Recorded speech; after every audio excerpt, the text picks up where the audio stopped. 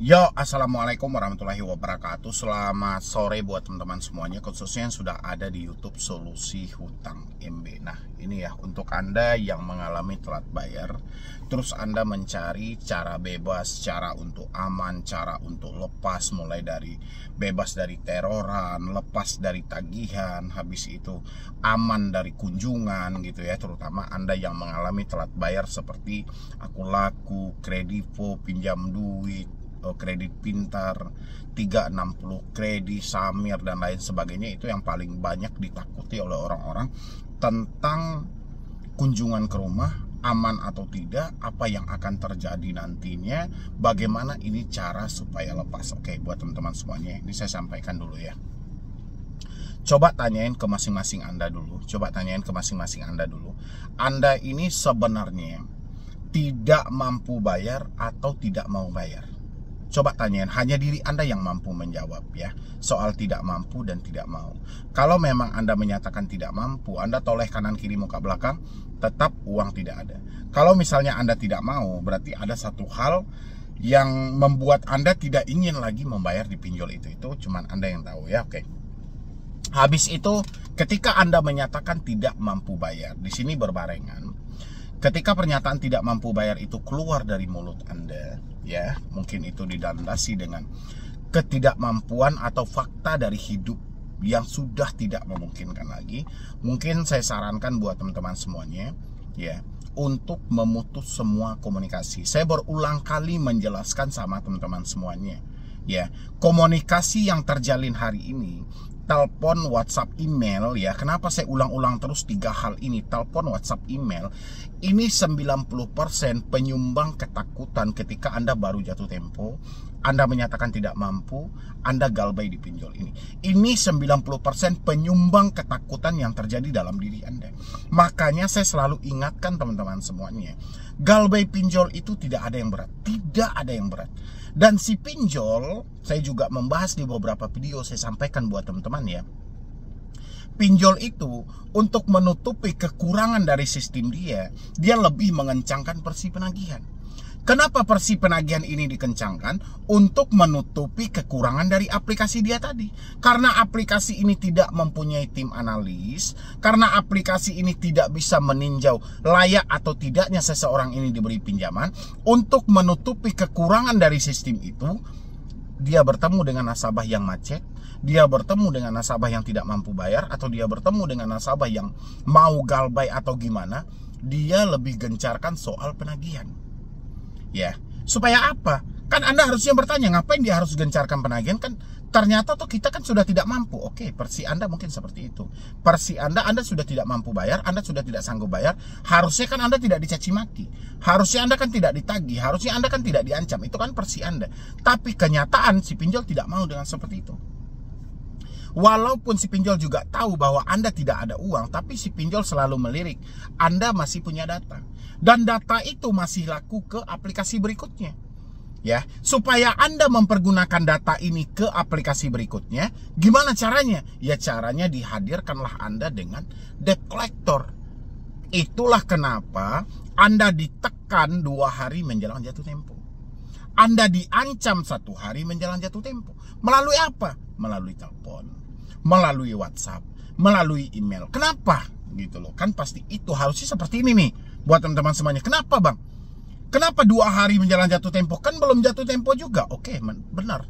Persi Anda seperti itu. Dimanapun perbankan, 1 hari menjelang Anda jatuh tempo atau 2 hari, itu Anda selalu diingatkan. Tapi kalau pinjol, mengingatkannya dengan cara kasar.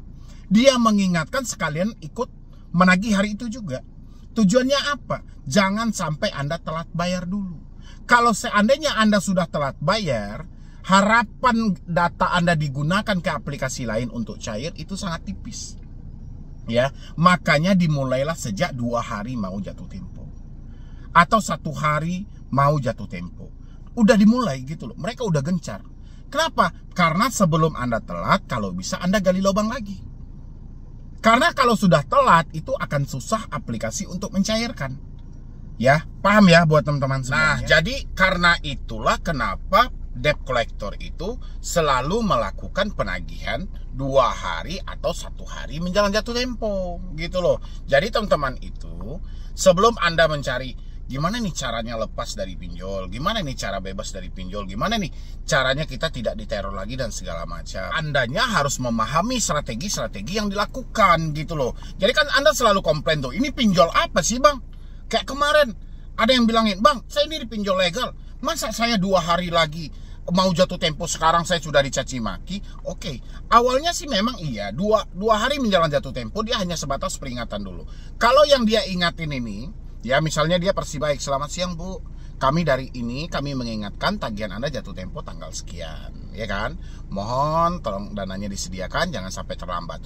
Ketika Anda tidak menggubris hal ini, muncul dengan nomor yang berbeda, ya kan? Langsung mencaci maki, kau kalau kau nggak bayar juga bla bla bla. Itulah yang memicu ketakutan dalam diri Anda. Makanya melalui itulah kalau misalnya teman-teman ingin lepas, cara untuk lepas dari pinjol ketika Anda tidak mampu bayar, daripada Anda didesak untuk terjadi gali lubang tutup lubang, maka hal yang paling utama kita lepas adalah kartu yang ada di handphone kita. Karena komunikasi ini melalui telepon ini 90% kan saya bilangin, 90% penyumbang kepanikan yang terjadi dalam diri Anda, penyumbang ketakutan yang terjadi dalam diri Anda dari telepon ini. Cobalah teman-teman, coba lagi-lagi santai, lagi-lagi tenang, coba pikirkan sebenarnya yang menjadi sumber masalah ini di mana gitu loh. Ya, apakah teman-teman ketika berkomunikasi dengan debt collector mental Anda aman-aman aja nggak sih?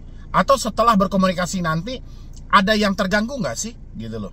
Kalau misalnya ada, oh berarti sumber masalahnya di nomor telepon. Saya tidak bisa menerima caci maki, saya tidak bisa mendengar ocehan, saya nggak bisa mendengar bahasa kasar.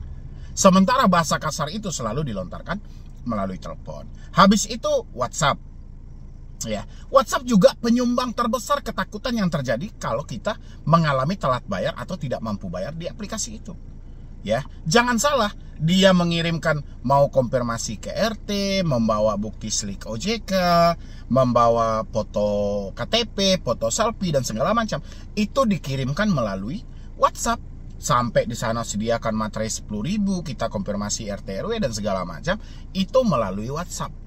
Ya, dan Anda semuanya, siapapun Anda yang mengalami telat bayar di pinjol, kalau sudah mendengar yang namanya kita akan lampirkan bukti slik OJK, kita akan bawa bukti foto KTP, kita akan bawa foto selfie, ya, siapkan materai 10.000, standbykan dananya di rumah, nanti ada korwil atau kolektor lapangan atau pihak ketiga yang akan berkunjung dan konfirmasi ke RT RW. Siapapun orangnya yang membaca itu pasti ketakutan kalau dia sedang terikat dengan pinjaman online. Berarti WhatsApp ketika kita membaca chatnya ini juga penyumbang kepanikan cukup besar ke dalam pemikiran kita. Ya, habis itu email. Anda yang mendapatkan somasi, peringatan selalu dikirim melalui email atas nama lawyer ini, atas nama lawyer ini. Ini hampir sama poinnya dengan WhatsApp. Ya, kita dikirimin semuanya, sampai data-data kontak Anda aja dikirimin. Jangan sampai saya hubungin semua data-data kontak ini. Kita langsung do. Ya, makanya dari itulah saya sampaikan buat teman-teman, kalau Anda ingin lepas, cara mengatasi teroran supaya Anda tidak ditakut-takuti lagi, ya mau tidak mau gitu loh. Step awal kita harus memutus komunikasi via telepon, komunikasi via WhatsApp, komunikasi via email. Ini tiga-tiganya. Oke. Habis itu pasti dong teman-teman juga berpikir, apakah kita akan dilacak nanti nih bang? KTP saya gimana bang? Apakah dia mau datang ke alamat domisili atau tempat tinggal saya sekarang? Itu pemicunya dari mana gitu loh. Pemicunya tetap dari WhatsApp tadi. Makanya diputus dulu. Putus dulu yang 3 ini. Telepon, WhatsApp, dan email ini.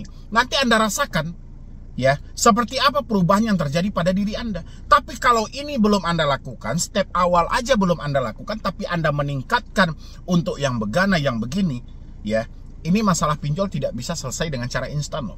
Harus bertahap, karena ini kita bermain dengan pemikiran. Kita sudah bermain dengan perasaan. Perasaan tidak bisa seketika itu hilang, tapi seiring waktu berjalan, Anda akan paham nanti. Ya, jadi saya sarankan supaya Anda tidak terpicu terus mencari sesuatu. Contoh, apakah Galbay di ini aman bang? Apakah Galbay di pinjol ini aman bang? Apakah Galbay di pinjol ini tidak ada DC lapangannya bang? Daripada Anda sibuk membentuk satu pertanyaan untuk mencari aman atau tidak, mendingan Anda ikuti cara yang saya ajarkan tadi.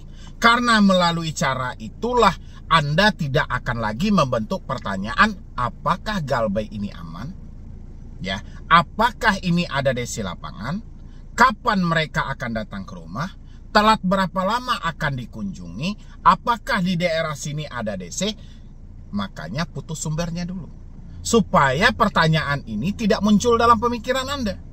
Tapi kalau sumbernya tidak Anda putus, teleponnya tadi, WhatsApp dan email tadi, makanya Anda akan disibukkan untuk selalu mencari apakah Galbay ini aman, apakah ada DC wilayah ini, telat berapa lama dia akan datang. Munculnya pertanyaan-pertanyaan ini karena Anda selalu mencerna ucapan-ucapan yang disampaikan oleh debt collector. Apakah kalau kita sudah mengganti nomor nanti, bagaimana dengan data-data kontak kita? Oke, nah itu pertanyaan yang bagus juga sebenarnya, tapi belum tepat Anda tanyakan kalau Anda belum mempraktekannya. Oke, ketika Anda, saya bantu aja jawab sedikit ya. Ketika Anda sudah memutus komunikasi Anda, ya, kontak darurat masih tersisa itu.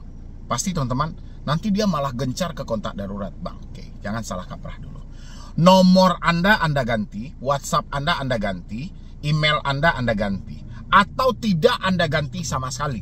Ya, telepon tidak Anda ganti, WhatsApp tidak diganti, email tidak diganti, kontak darurat tetap dihubungi. Oke, ini adalah sumber kekuatan pinjol.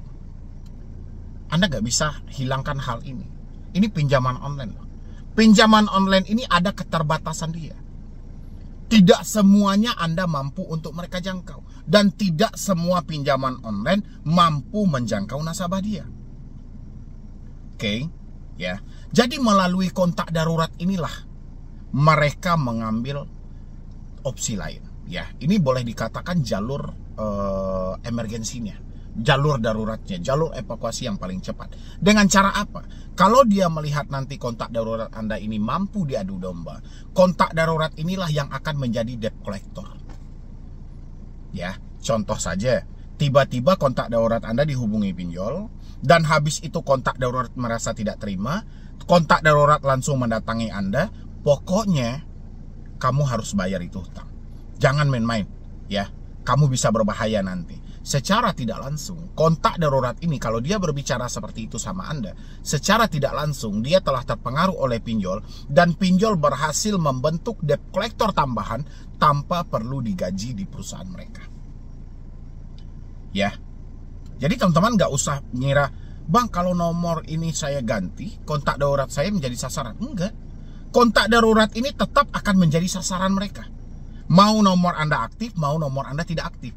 Mau nomor aktif Anda respon, WhatsApp aktif Anda respon, atau tidak Anda respon sama sekali, kontak darurat tetap menjadi sasaran mereka. Karena munculnya pihak ketiga itu, ya dari sini.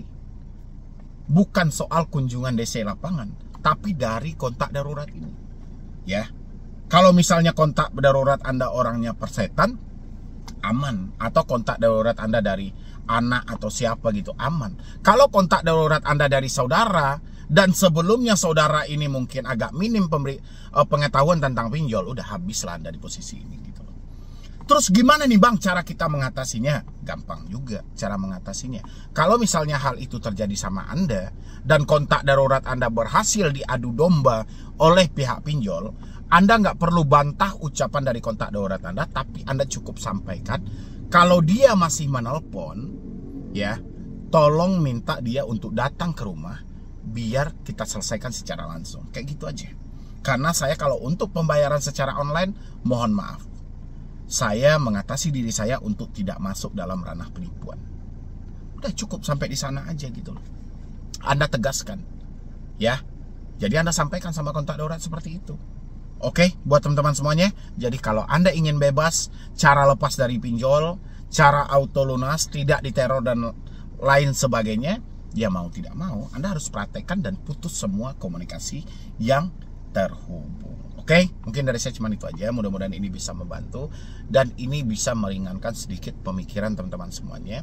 Tidak terlalu tertumpu dengan hal-hal yang tidak penting, ya. Jadi sekian dulu dari saya, Medi Broni. Wassalam.